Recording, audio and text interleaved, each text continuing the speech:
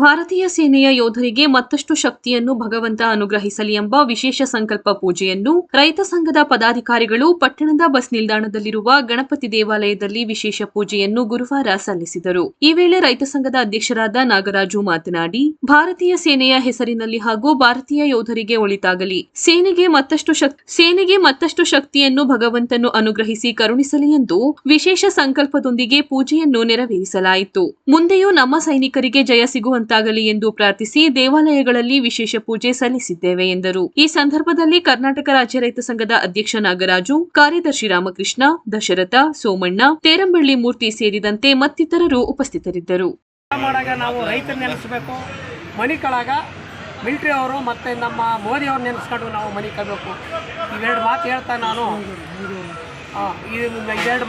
ನಾನು ಮಾತನ್ನ ಮುಗಿಸ್ತಾ ಇದ್ದೀನಿ.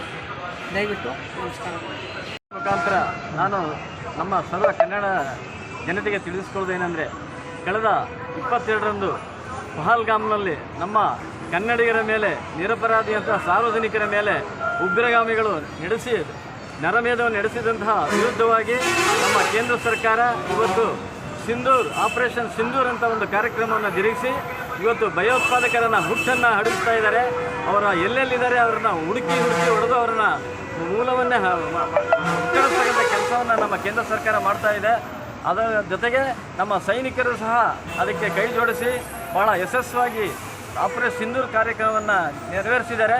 ಅವ್ರಿಗೆ ಒಳ್ಳೆಯದಾಗಲಿ ಅಂತ ನಾವು ತಾಲೂಕು ರೈತ ಸಂಘದಿಂದ ಒಂದು ಪೂಜಾ ಕಾರ್ಯಕ್ರಮವನ್ನು ಹಮ್ಮಿಕೊಂಡು ದೇಶಕ್ಕೆ ಮತ್ತು ಪ್ರಧಾನಿಯವರಿಗೆ ಒಳ್ಳೆಯದಾಗಲಿ ಅಂತ ನಾವು ಈ ಮೂಲಕ ಬೇಡ್ಕೊಳ್ತಾ ಇದ್ದೀವಿ.